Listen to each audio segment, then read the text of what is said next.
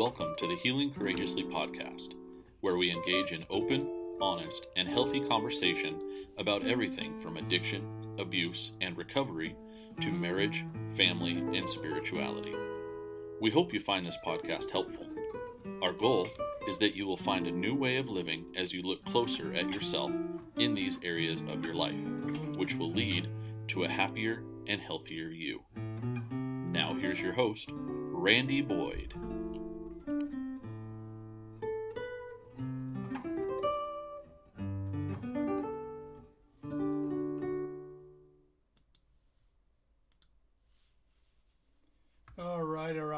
All right. Here we are.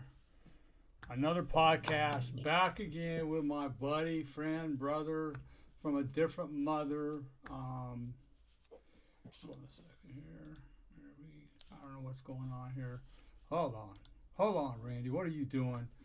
See, I just thank God it's Eddie that I'm doing this with, because he's a good friend, and this is only my second interview I've done, so I'm working on some issues. I don't understand what's going on with the screen, but at any rate, Eddie's a man of a lot of grace, and I'm grateful for that, as he proved to me on the ride across America. Lots and lots of grace he gave me. So here we are, and I don't know why the screen's cut in half like that, but I'm gonna leave it because you can see me, you can see him, and that's all that matters, and you can hear us, I hope. So anyways, we're back. We're back. I want to thank everybody for joining us on this episode of Healing Courageously, where we're going to continue our conversation from our last episode. And this episode will be called The Ride Across America Mission, and it was a mission accomplished. I don't know who had the bigger mission, me or Uncle Eddie, to be honest with you. He had to take care of me, so that could be a handful at times, huh?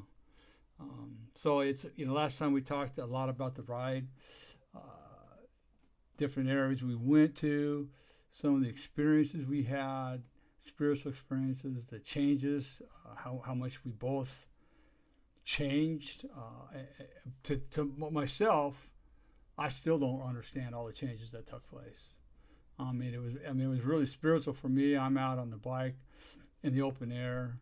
But you were able to spend a lot of time, as both of us were, you were spending a lot of Eddie time and experiencing a lot of areas and sites that I was unable to see because you were in the truck. And I know almost every day you came back with a lot of exciting adventures you had experienced during the day. And then when we got to, was it Dave Kern? Right, he donated that beautiful 6-bedroom house in the middle of the forest in Pennsylvania, and as you can see on the opening, the Cocoon Coffee House, where we met Kim. Remember Kim? Yes. She's got a story. So it was quite the adventure from the time I just flew back to look at everything you were interested in, and then planning the trip, and then all the adventures. Good. Well, I won't say there was any bad adventures. They were all good. It was frustrating sometimes, maybe on my part, but I was the one pedaling. You were behind the windshield. So, but it's. I know one of the big things in Eddie's life that changed, because he told me what he was going to do at the end of the ride with his spouse.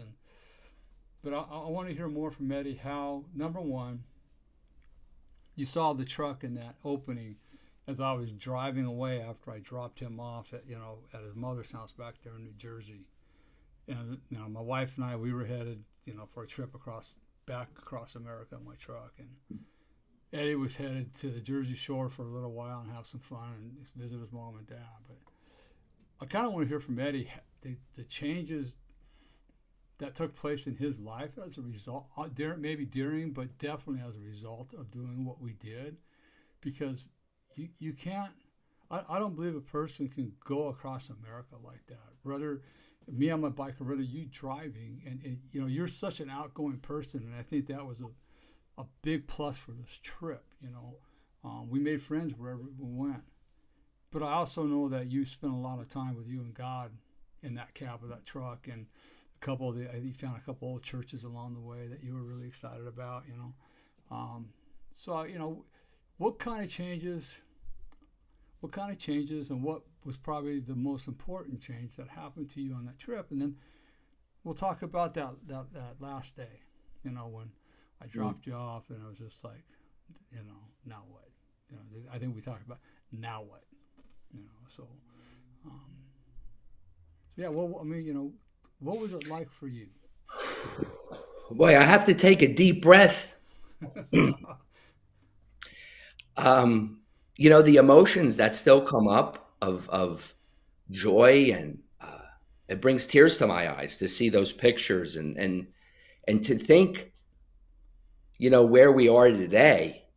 I still can't believe we're coming up on our 5-year anniversary. I want to start off the call again by saying thank you. Yep. I want to say thank you to you. I'm so grateful, Randy. From where we've been in our lives, I think that, just to reflect and complete gratitude of it all, which, if you would have talked to you and I some years ago, right, that really wouldn't be a tone. No. I know it wouldn't have been a tone for me. All right. No. It's interesting, right? Because this really highlighted for me solitude. Yeah. Not isolation, but solitude. That's good. That's good. Big difference, right? Big difference. Big difference. Because we were not isolating, but we were in solitude with God, a mission.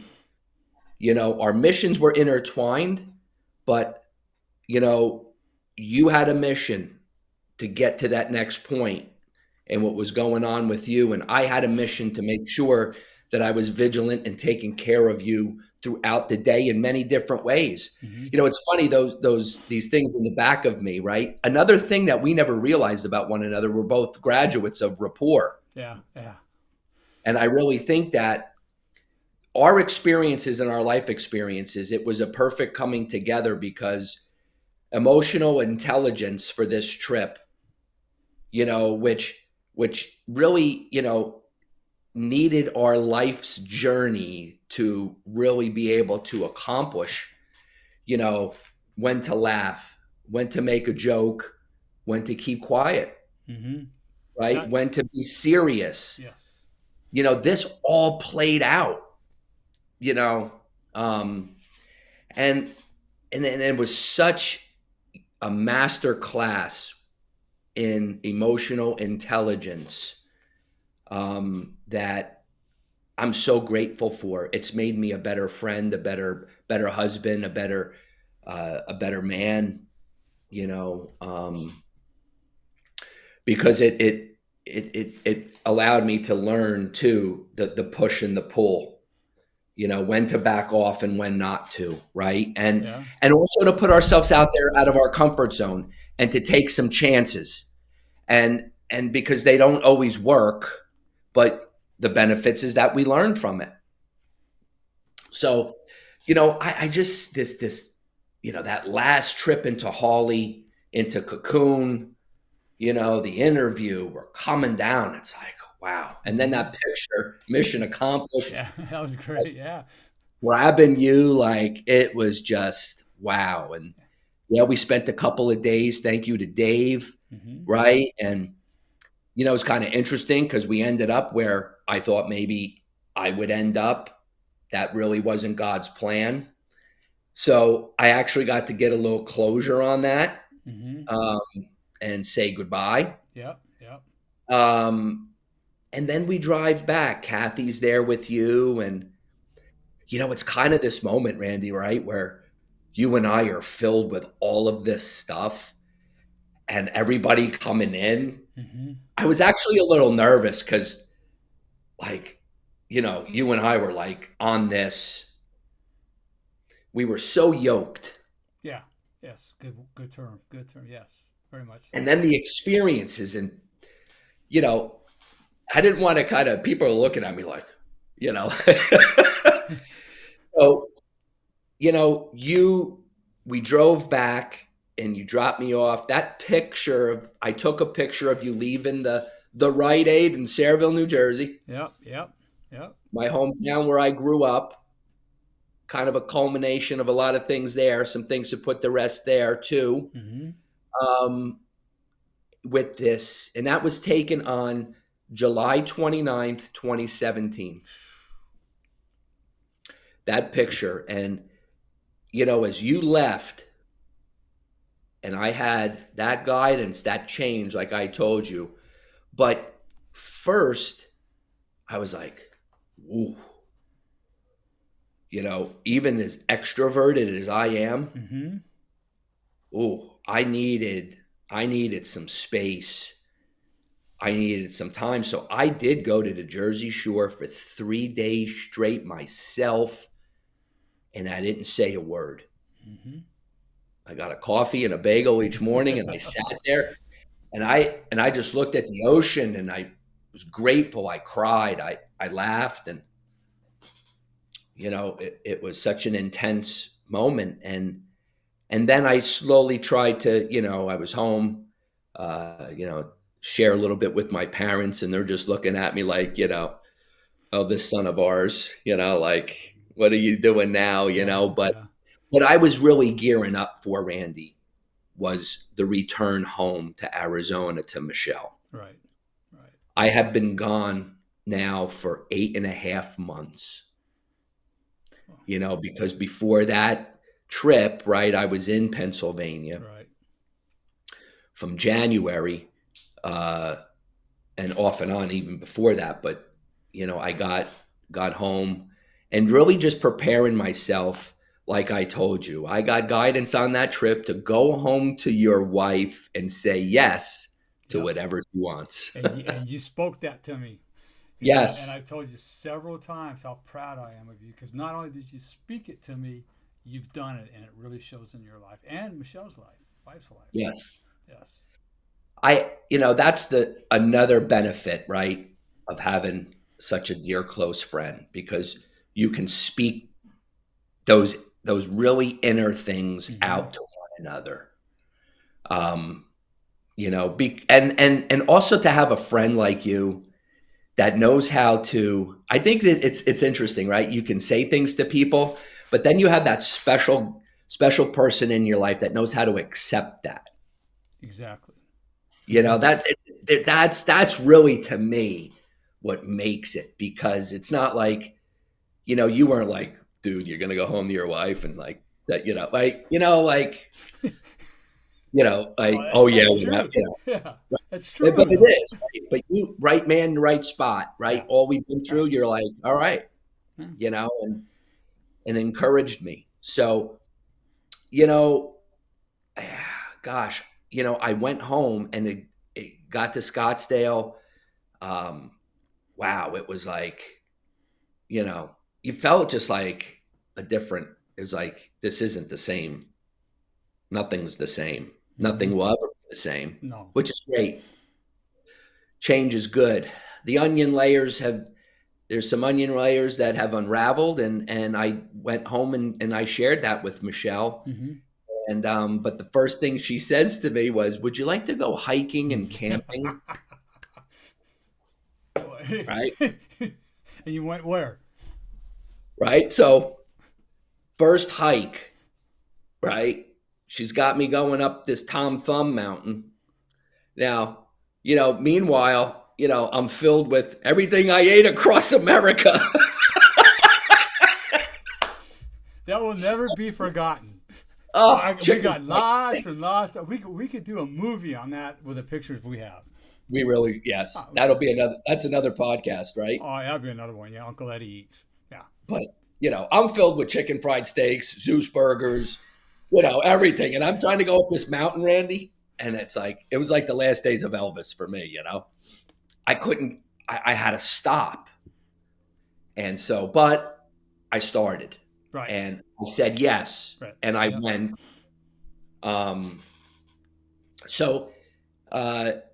Michelle planned out, this trip, and here we go, right? We're going to drive to Big Sur, and we're going to go up to a place called Tree Bones. And we took a nice journey up and then that highway was shut because of the avalanche, and we had to go through an army base over the mountain, which then reiterated all of a sudden this Eddie has trouble with heights and driving with cliffs.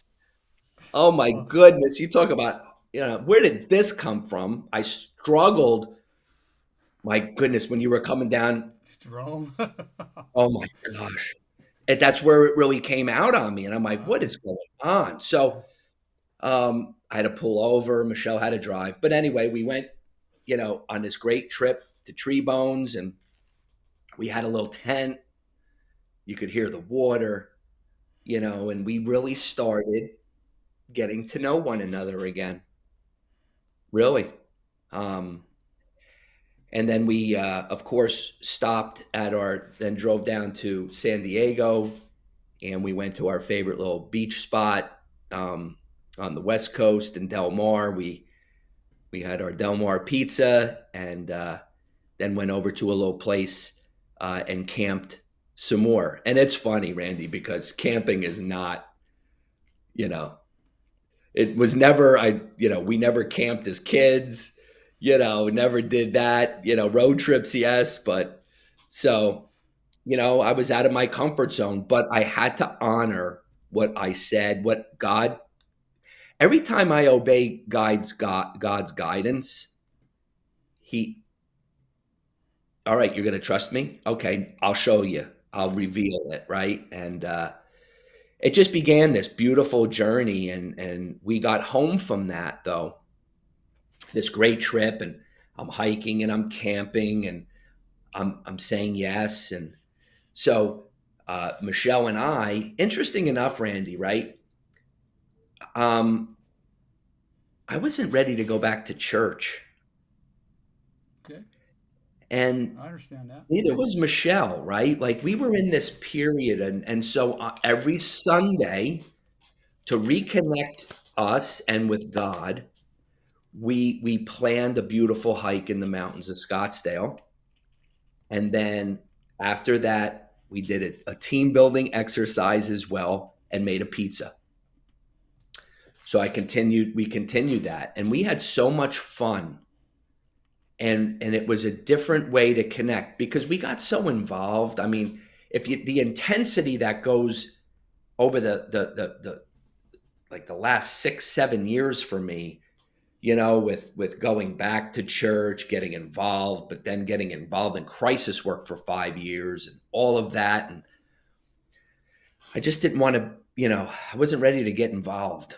Like, Hmm. I didn't want to be involved. I wanted to get to know my Yeah. wife again, Yeah. you know? That's the reason I So, want ministry, anyways. yeah, You know. right.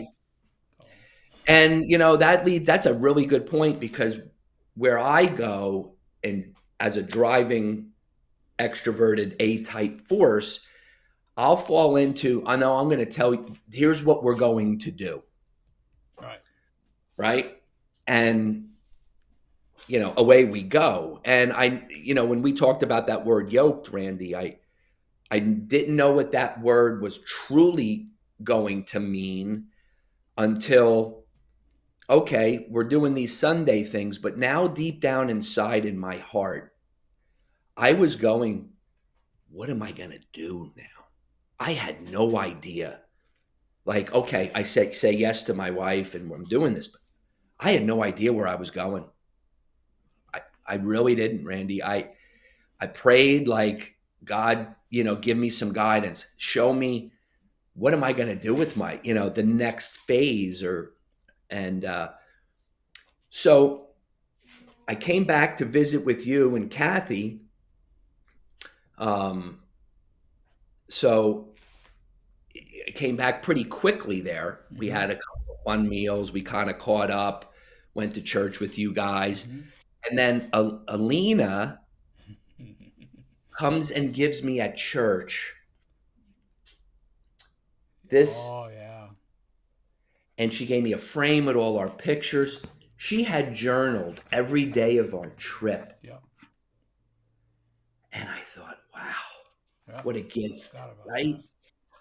that. And with all the pictures, Yep. right, from the trip. Shout out to Grain to Glory flag company who Yep. made that for you, Yep. right? Yep. Just all these pictures and all these scriptures and writings, and so I go home with that. And, wow. Okay. What am I going to do?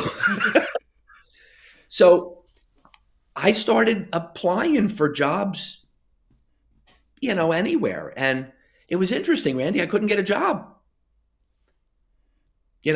Like God said no. Right. I said, well, I'll go work at a clothing store. No, I was looking and I was like, so I spent that time till December, Randy, and I finally said, you know what? I'm going to shut it down.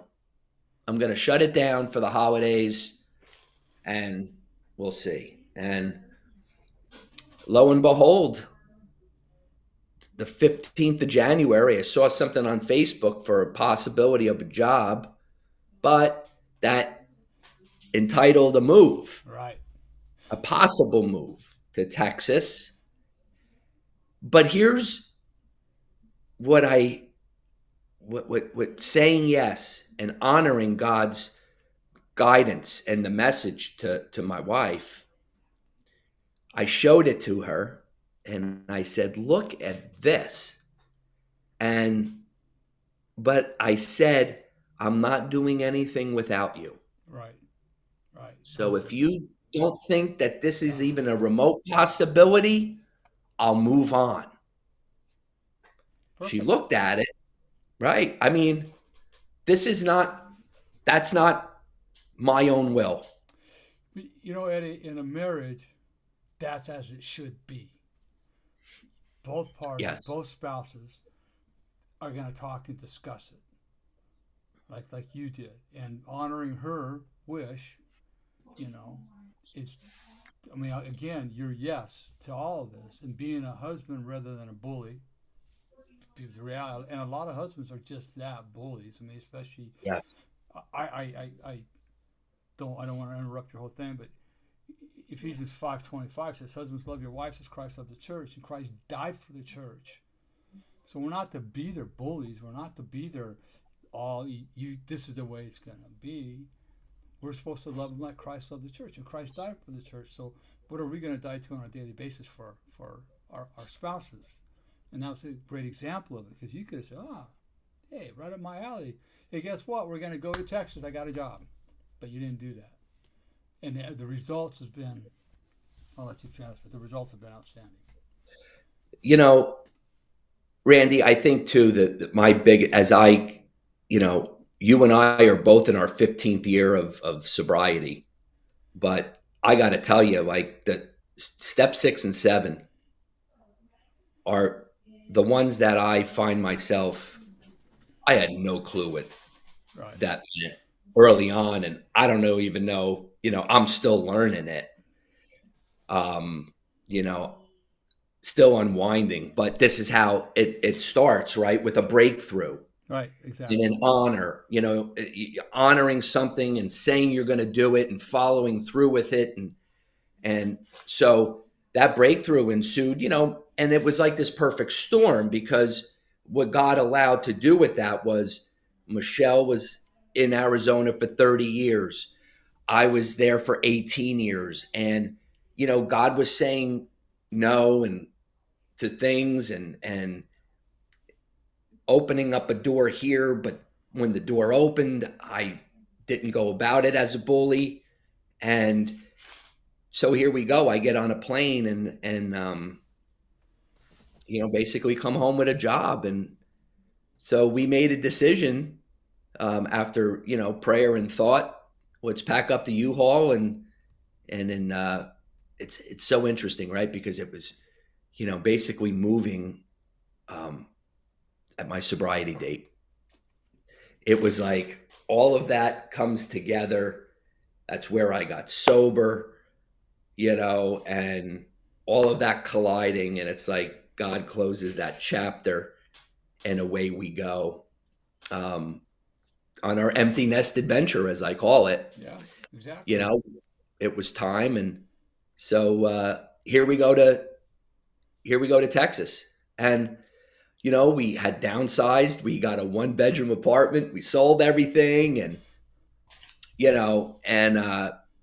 lightened our load in more ways than one, you know, uh, and we found a great little place to get to know Texas and went on a journey. And what's been great, Randy? It was like Michelle had really, for such a long time, had covered me, you know, she with work and how she, went where she went. And, I was doing the crisis work and, you know, getting beat up and Yep. not beat up and having these experiences, but they were really on my own, Right. Yeah. Yeah. you know? Yeah. Now that I could look back at it. So, now it's like, okay, how else can I honor? And I said to Michelle, I said, why don't you stay home for the first 6 months and finish your degree? Because she works so hard and she has that discipline where I don't. Like, she could work and she could go, but so we agreed on that. And, I wanted to do that with her. And so here she goes. The first 6 months, she gets 40 some odd credits in 6 months and then finds a job and then finishes up her degree. She only had like 14 credits or something to finish out. So it was such a glorious time to celebrate her and celebrate her accomplishments. And she goes and she gets her bachelor's, so she got her associates and then she gets her bachelor's. And, she goes on a fresh new journey. And to get like watching somebody you love and admire do something courageous, do something wonderful is the most beautiful gift that I could ever receive. To watch that. And Eddie, when you talked about going back, and you didn't know how she was going to respond when you went back after 8 months. I mean, she could have said, "What are you, crazy? You've been gone Yeah, 8 months. You want?" And it just goes to show that. Well, first of all, the Bible says that what God put together, let no man tear apart, and that includes. I also look at it that includes the spouses. You can't tear it apart, and neither can Michelle. So, but yeah, I know you know a lot about Kathy and I and our thing, but the one thing that we always tell our couples that we counsel is that, look, we believe that every marriage can work out. Every marriage is made in heaven. So it just depends. Do you both want it to work out? Because if one of you don't want it to work out, it's not going to work out. And then if you both want it to work out, are you both willing to do whatever it takes and do the work that it's going to take in order for it to work out? It's going to take, a lot of times on the husband's part and sometimes on the wife's, but we're men, and I know what I had to do because my mistakes is that it takes us completely surrendering. Saying, okay, what do I got to do? What do I got to do to make this marriage work? I've been a selfish jerk for so many years. I've been nothing but thinking about myself, so to speak. So I had to say, okay, what do I have to do? What's my part to get this marriage back on the right track? And, a lot of men say they want that, but then they don't want to do the work. And it also happens with women, but again, it's that courage and that strength that I think that recovery gives us. And you mentioned poor leadership, and I got to say that I personally don't. I feel that if it wasn't for poor leadership, I would have struggled in sobriety. Because as you know, rapport, they take you way out of your comfort zone, way out of your comfort zone. And so, it takes, if we want to grow as human beings, period, it takes courage. You got to let the faith override the fear. What if she says no? What if she does? But what's the result of if they say yes? Okay. Are you more afraid of her saying no or afraid of a person saying yes? And then all of a sudden the spotlight's on you to make sure that you follow through with everything that we're going to say. I think that happens a lot too. I mean, it's like, is there fear of failure or fear of success? Because success means more accountability, right? I mean, so it's like, what are what are you really afraid of? And I want to touch, because you said something like when we got back to Holly there at the cocoon, how we were all filled up. And I don't think people could grasp that. Again, it's one of those things you cannot comprehend something you haven't experienced. You just can't. I mean, you can't transmit something you haven't experienced. And there's a lot that goes on those kind of trips like that. And I know there's been a lot of people right across America, and they're probably going, "What's the big deal? It's just America." Well, if you're on a spiritual journey, Yeah. it's a little different. And so it's watching you, it was in these last 5 years is just like, dang, Eddie's doing it. And Yeah. I'll put it out there. Eddie's one of my number one advocates too. He pushes everywhere he can to get me in there to speak, and because it's such a sensitive subject, we struggle with getting in. We want them, and then when it comes down to it, it's kind of another story. But it's just the trip. Well, that's why I'm excited too, Randy, about, some of these upcoming podcasts that you'll be doing. And, I want to be able to, introduce people to you. This is such a great way to do that, Yeah. And really talk about, root causes and conditions, and really getting down to the work. I still have so much work to do, and I have to stay in it and constantly surrender to different things in my life. Like you said, that like the surrender piece, right? It's, I think too, like there's a piece in me that says, I surrendered to this, surrendered to this. Do I really have to keep doing this? Right? Yeah. Like, I'm tired, but it's doing things like this with you, right? Staying. Now here's where the solitude can get, like, now if the isolation creeps in with what I just said, that's a danger zone. So staying connected in fellowship and doing things like the purpose-driven life, what could we do? Maybe somebody hears this and gets inspired to do something themselves. Right. We don't know what seeds are being planted, right? God makes that decision, and the individual that needs to hear it that day, but there's just so much complexity to the word recovery. And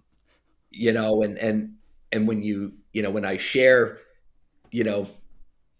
for the beginners, right, for the newcomers, right, it's like, and that's how I looked. I was like, what do you mean?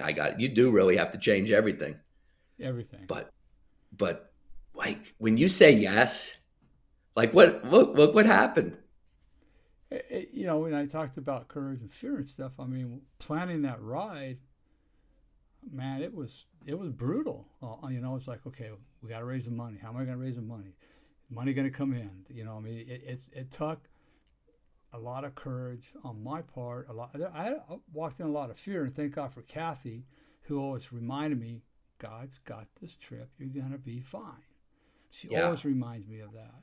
So I think that, like you said, as a newcomer, I remember walking in, you can do whatever you want in life from this point forward as long as you don't drink again. Yeah. Right? And it's like you say, surrender.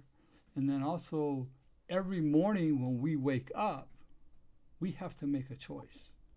And I think it starts first thing in the morning. What am I going to choose to do today? How am I going to choose to live today? Am I going to take that drink today? It's a choice that we have to make. I think people go, man, how'd you do it? It's not that simple some days. You know what, Randy? This word. Yeah. Right. Gratitude is to me the thing. Right. It's because I tell people, if I depended on happiness, I'd have drank and used a long time ago. Absolutely. I had someone approach me in my journey, with working in different places, and I had a 17-year-old come up to me one time and say, "How do you do it?" And I went, "How do you do what?" He goes, "How are you so happy all the time?" And I thought, wow, okay, 17, right? Gosh, that's such a formidable age, and you're like on this, like, I remember being 17 and being on this, gosh, which way, right? It's like you're on that razor's edge. And I says, "Well, you want the fluffy answer or you want the straightforward answer?" He goes, "Give it to me straightforward." I says, "Well, I'm not happy." And he looked at me, because there's this thing today, right, where you got to be happy, you got to be this, your life is supposed to be all rosy, you're supposed to go to Yale, whatever, and he looked at me and I said, "I'm grateful. I'm grateful. I'm not happy, because I could have a great day, a lousy day, an in-betweener, right? And if I'm grateful, I can get through the day with a nice, beautiful balance, you know, and gratitude keeps me out of compromise. So, happiness is like, it's just an emotion that, Comes you and know, goes. goes, but Yeah. gratitude is in the heart. Yep. It is in the soul, it's in the bones and the blood and everything. That's how I feel about it. Yep. So, and that's really, Randy, I always keep that when something goes sideways, that's my word to ground me with God and go up. It's Mm-hmm. gratitude, right? So I've practiced that a lot. Instead of having a trauma response or some sort of uh, you know uh, to stay out of anger, or right. That's my mechanism. That's my Mm-hmm. coping Mm-hmm. skill, is to immediately go to gratitude. And I just have found, you know, to collect a couple one days at a time with that. I think, for a person that lived in that trauma for many, many years, you don't even think about gratitude, right? And so it's a great, great way to stay, we'll say, perceivably happy, right? Is to be grateful, because as I look back 15 years, into my recovery, or, the journey of recovery, that even through all the trauma, there was times that I lived on the beach, for God's sake. I was going surfing almost every day. I mean, I had a lot to be grateful for. Yeah, that's not discounting the trauma that I went through by any means, but it's like, even today, I can't stay in that trauma, because if I stay in the trauma, what am I missing? You know my family. You know that I'm missing. So it's important. I think that it's a good note to end on. Run out of time, but that we do stay. Look every morning when you wake up. If you want, those of you that are watching this, have a little journal by your bed. And every morning when you wake up, just write down 3 things that you're grateful for. If it's the same 3 things every day for a week or two, that's what it is. But be grateful for them. And then I would say the first week, take one of those things and say, why am I grateful for this? Why am I grateful? Because it's easy to say I'm grateful, but why? And then, as that gratitude list grows, and move it up to 2 or 3 different things that, I'm grateful because, right? So I think that's a good way to start a day. And then, even during the middle of the day, if you get sideways, I think the most important thing, Eddie, is having men and women, men with men, women with women, is having a man, I'm going to talk for us, that we can have these kind of conversations with, and not Yes. feel like we're weak, because we're not weak. I always say this: only a weak man hides his weaknesses. Only a weak man hides his weaknesses. It takes a truly strong and courageous man to talk about his weaknesses. So, Eddie, we got a couple of minutes. Eddie works at Casa Colima, right? I want to make sure we get you a plug in there for them real quick, and then we'll Yeah, no, Casa Colina treatment, Waxahachie, Texas, right? That's where God's brought me. The journey continued, uh, and we're really helping, men 18 and up. Um, you know, substance abuse, mental health, but really a focus on trauma, uh, inner child, father wounds, really doing the work, Randy, right? And, something that I know you believe in completely with doing the work and addressing the why. Right. Why am I hurting myself? Right. With substances, with everything that comes with it. And I'm really excited, just for you to have John on and to go deeper on that. But I'm just so grateful that, Texas, by saying yes, but by doing this and the right way, um, I can't believe it's going to be 4 years this April that we'll be here. I mean, it's just been so incredible, Randy. I call it a comeback. Yet it's been a major comeback, even going back to 2008 and all of that Yeah. time with Yeah. finances and everything. So sometimes quickly, sometimes slowly, but I'm so grateful for you, this trip, these conversations, and who knows, maybe we'll do it again. Yeah, I'm hoping so. I'm Well, hoping they're building so. that trail, I Randy. They're know they building are. that trail. And you know what? I'm not going to let the old man creep in, man. I'm still trying to heal from this No. bad of COVID I had. I want to get back on the bike sooner than later, and Yes. hopefully we'll do it, man. I mean, it was a lifetime. Every time I look at the pictures, man, it's just like it just brings back so many memories. And a lot oftentimes when I'm riding my bike, it's like I'm just going to keep going east, and just go where the wind takes me. So, Yes. um, but yeah, Eddie's been an integral part of my life now for since 2015, 16, right after I published my book. So Yes. 2016, and um, so I'm grateful for him. I'm grateful for his willingness to say yes. And you mentioned John on the podcast. I'm excited because I have 3 more really good podcasts lined up. Thanks to Eddie being he always pushes me, and he's always out there hustling for me. So it will be released on January 27th. Will be Melissa Kavanaugh, who wrote this wonderful, easy to read, but yet very powerful book. Say, please write back. I mean, it is just, it's her life, it's her story, correct? Yeah, it's her Yes. story about her mom. Yes. It's really a powerful. So we're going to have her. That'll be, that episode will be on the 27th. And then on the 3rd, I'll have, I believe it's the 3rd, we're going to have Stephanie Cochran from Green Shoe. All right, so I'm Green looking Shoe forward to Foundation. that. Yes. Green Shoe Foundation. And then looks like on the 10th, I think it'll be released, will be John Campbell, who is the CEO and owner of where Eddie's working. And we were supposed to do that back in September when I got COVID. It didn't happen. But he's like me. He believes in getting to the root of all the causes of these issues, because drugs, alcohol, even a lot of mental health, it's just the symptom. It's not the problem, it's the symptom. So we need to get to the underlying issues. We need to know the why in order to fix the symptoms. So, Eddie, Yes. thanks again as always for joining me. Man, I love you a lot. He's still trying to get me back to Texas, and I don't know. It might happen. Who knows what's going on right now?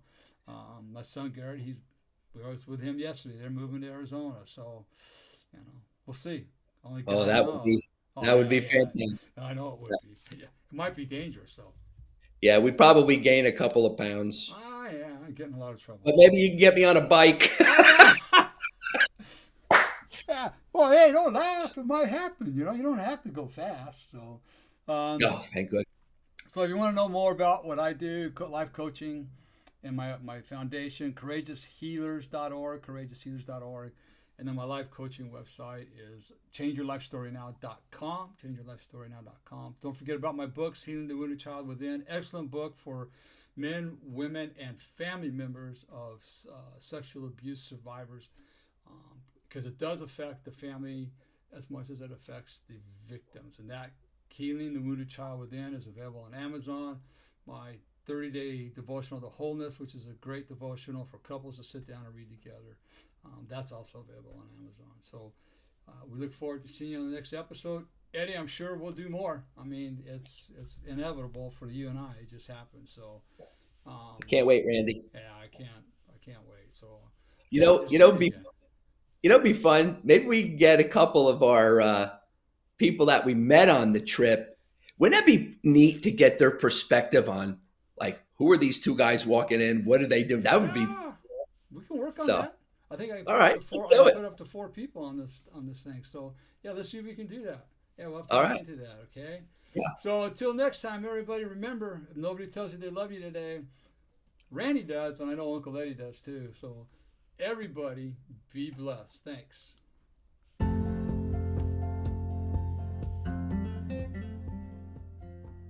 This has been Healing Courageously with Randy Boyd.